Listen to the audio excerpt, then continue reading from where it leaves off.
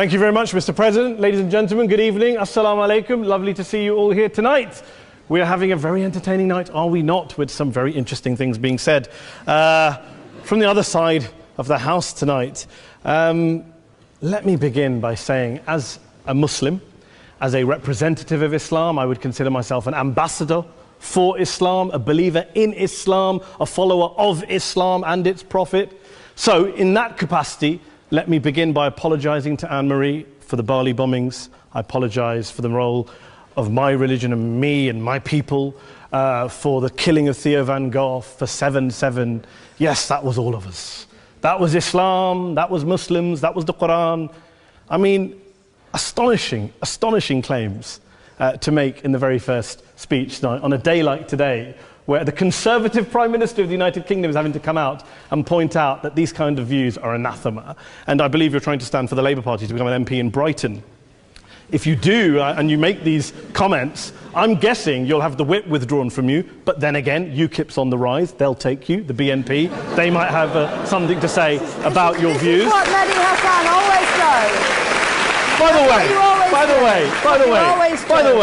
way, just on a factual point, since we heard a lot about the second speaker, about how backward we Muslims all are, on a factual point, you said that Islam was born in Saudi Arabia. Islam was born in 610 AD. Saudi Arabia was born in 1932 AD. So you were only 1,322 years off. Not bad? Not bad start there.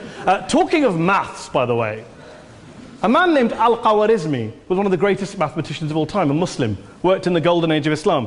He's the guy who came up with not just algebra, but algorithms. Without algorithms, you wouldn't have laptops. Without laptops, Daniel Johnson tonight wouldn't have been able to print out his speech in which he came to berate us Muslims for holding back the advance and intellectual achievements of the West, which all happened without any contribution from anyone else other than the Judeo-Christian people of Europe. In fact, Daniel David Levering, the author of the Pulitzer Prize-winning historian and author of The Golden Crucible, points out that there would be no Renaissance, there would be no Reformation in Europe without the role played by Ibn Sina and Ibn Rushd and some of the great Muslim theologians, philosophers, scientists in bringing Greek texts to Europe. As for this being our university, I will leave that to the imagination as to who is our and who is there. I studied here too. An astonishing set of speeches so far making this case tonight. A mixture of just cherry-picked quotes, facts and figures, self-serving, selective, a farrago of distortions, misrepresentations, misinterpretations, misquotations. Daniel talked about my article in the New Statesman, which got me a lot of flack, where I talked about the anti-Semitism that is prevalent in some parts of the Muslim community, which indeed it is. Of course, I didn't say in that piece that it was caused by the religion of Islam. In fact, modern anti-Semitism in the Middle East was imported from, finish the sentence, Judeo-Christian Europe, where I believe some certainly bad things happened to the Jewish people. In fact, Tom Friedman, Jewish-American columnist in the New York Times, told me in this very chamber last week that he believed, had Muslims been running Europe in the 1940s, 6 million extra Jews would still be alive today. So I'm not going to take lessons in anti-Semitism from someone who's here to defend the Judeo-Christian values of a continent that murdered 6 million Jews. Moving swiftly on. Yes. Absolutely. Well, I'm about to make that point. No, I'm about to make that point. You're right. I agree with you 110%. That is my point. I don't think Europe is evil or bad. I'm a very proud European. I don't want to judge Europe on that basis, but if we're going to play this gutter game where we pull out the Bali bombing and we pull out examples of anti-Semitism in the Islamic community, then of course I'm going to come back and say, well, hold on. I mean, look, let's be very clear. Daniel here was a last-minute replacement for Douglas Murray, who had to pull out. And Douglas and I have a well-documented differences, but to be fair to Douglas, as to be fair to Anne-Marie and to Peter, atheists. Atheists see all religions as evil, violent, threatening. What the problem I have with Daniel's speech is that Daniel comes here to run this robust defense of Christianity, forgetting that his fellow Christians, people who said they were acting in the name of Jesus, gave us the Crusades, the Spanish Inquisition, the anti-Jewish pogroms, European colonialism in Africa and Asia, the Lord's Resistance Army in Uganda, not to mention countless arson and bomb attacks on abortion clinics in the United States of America to this very day. I would like a little bit of humility from Daniel first before he begins lecturing other communities and other faiths on violence, terror and intolerance. But, no thank you. Some water. But I would say this, to address the gentleman's very valid point here, I'm not going to play that game. I don't actually believe that Christianity is a religion of violence and hate because of what the LRA does in Uganda or what Crusaders did to Jews and Muslims in Jerusalem when they took back the city in the 12th or 13th or whatever century it was. I believe that Christianity, like Islam, like pretty much every mainstream religion, is based on love and compassion and faith. I do follow a religion in which 113 out of the 114 chapters of the Quran begins by introducing the God of Islam as a God of mercy and compassion. I would not have it any other way. I don't follow a religion which introduces my God to me as a God of war, as some kind of Greek God of wrath, as a God of hate and injustice. Not at all. As Adam pointed out, you go through the Quran and you see the mercy and the love and the justice. And yes, you have verses that refer to warfare and violence. Of course it does. This is not a motion about pacifism. I'm not here to argue that Islam is a pacifistic faith. It is not. Islam allows military action, violence in certain limited contexts. And yes, a minority of Muslims do take it out of that context. But is it religious? We talked about Woolwich. Daniel and Anne-Marie have suggested that it's definitely religion that's behind all of this. Well, actually, what I find so amusing tonight is we're having a debate about Islam, and the opposition tonight have come forward. We have a graduate in law, a graduate in modern history, a graduate in chemistry, and you know, I admire all of their intellects and their abilities, but we don't have anyone who's actually an expert on Islam, a scholar of Islam, a historian of Islam, a speaker of Arabic, even a terrorism expert or a security expert or a pollster, let alone to talk about what Muslims believe or think. Instead, we have people coming here, putting forward these views, putting forward these sweeping opinions. Listen to Professor Robert Pape of the University of Chicago, one of America's leading terrorism experts, who, unlike our esteemed opposition tonight, studied every single case of suicide terrorism between 1980 and 2005, 315 cases in total. And he concluded, and I quote, "There is little connection between suicide terrorism and Islamic fundamentalism or any of the world's religions. Rather, what nearly all suicide terrorist attacks have in common is a specific secular and strategic goal to compel modern democracies to withdraw military forces from territory that the terrorists consider to be their homeland." And the irony is, when we talk about terrorism, the irony is that the opposition and the Muslim terrorists, the Al-Qaeda types, actually have one thing in common, because they both believe that Islam is a warlike, violent religion. They both agree on that. They have everything in common. Osama bin Laden would be nodding along to everything he's heard tonight from the opposition side. He agrees with them. The problem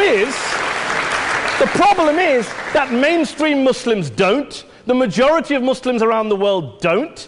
In fact, a gentleman here started quoting all sorts of polls. Gallup carried out the biggest poll of Muslims around the world, of 50,000 Muslims in 35 countries. 93% of Muslims rejected 9/11 and suicide attacks. And of the 7% who didn't, they all, when polled and focus grouped, cited political reasons for their support for violence, not religious reasons. And as for Islamic scholars and what they say, well, Daniel talks about our University of Oxford. We'll go down to Oxford Centre for Islamic Studies, get hold of a man named Sheikh Afifi Al-Akiti, who is a massively well-credentialed and well-respected Islamic scholar, who has studied across the world, who in the days after 7/7 published a fatwa denouncing terrorism in the name of Islam, calling for the protection of all non-combatants at all times, and describing suicide bombings as an innovation with no basis in Islamic law. Go and listen to Sheikh Tahir al-Qadri, one of Pakistan's most famous Islamic scholars, who published a 600-page fatwa condemning the killing of all innocents and all suicide bombings unconditionally without any ifs or buts.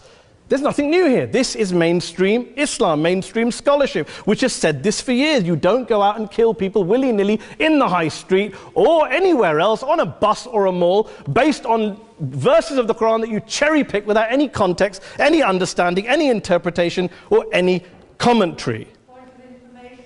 Please. Well, it doesn't happen apparently.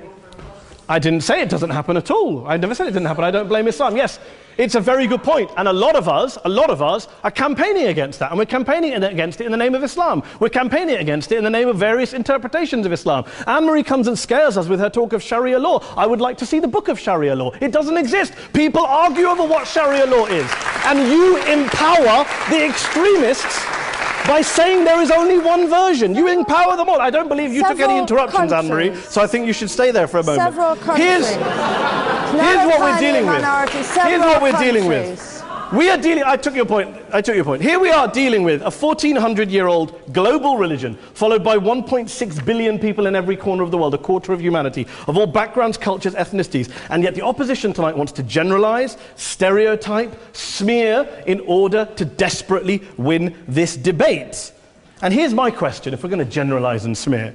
If, okay, people say yesterday's bombers, and we've got to be careful, there's a trial going on, were yesterday's attackers, motivated by Islam? Big debate. I don't believe they were. Let's say they were. Let's say Faisal Shahzad, the Times Square bomber, was motivated by Islam. Let's assume, for sake of argument, that Richard Reeves, the shoe bomber, was motivated by Islam. If Islam is responsible for these killings, if Islam is what is motivating these people, and Islam is therefore not a religion of peace, a religion of war, then ask yourself this question: why aren't the rest of us doing it? Why is it such a tiny minority of Muslims are interpreting their religion in the way that the opposition claim they are? Let's assume there are 16,000 suicide bombers in the world. There aren't. Let's assume there are for the sake of argument. That's 0.001% of the Muslim population globally. What about the other 99.99% of Muslims who the opposition tonight either ignore or smear? The reality is that the rest of us aren't blowing ourselves up tonight. The reality is that the opposition came here tonight not worried about the fact that me and Adam might pull open our jackets and blow ourselves up tonight because we're followers of a warlike warrior religion which wants to take over Europe and Daniel's university. The issue is this. The issue is this. Unless the opposition can tell us tonight, and Peter Atkins is here, one of our great atheist intellectuals, can tell us tonight, can answer this question tonight: why don't the vast majority of Muslims around the world behave as violently and aggressively as a tiny minority of politically motivated extremists? Then they might as well give up and stop pretending they have anything relevant to say about Islam or Muslims as a whole. Ladies and gentlemen, let me just say this to you. Think about what the opposite of this motion is. If you vote no tonight, think about what you're saying the opposite of this motion is. That Islam isn't a religion of peace, it's a religion of war, of violence, of terror, of aggression. That the people who follow Islam, me, my wife, my retired parents, my 6-year-old child, that 1.8 million of your fellow British residents and citizens, that 1.6 billion people across the world, your fellow human beings, are all followers, promoters, believers in a religion of violence. Do you really think that? Do you really believe that to be the case? They say that in the Oxford Union, the most famous debate was in 1933 when Adolf Hitler looked out for the result of the King and Country motion, where they voted against fighting for King and Country, and Hitler was listening out for the result. Well, tonight, 80 years on, there are two groups of people around the world who I would argue are waiting for the result of tonight's vote. There are the millions of peaceful, non-violent, law-abiding Muslims both in the UK, Europe, Asia, Africa and beyond, who see Islam as the source of their identity, as a source of spiritual fulfillment, of hope, of solace. And there are the phobes, the haters, the bigots out there who want to push the clash of civilizations, who want to divide all of us into them and us and ours and their.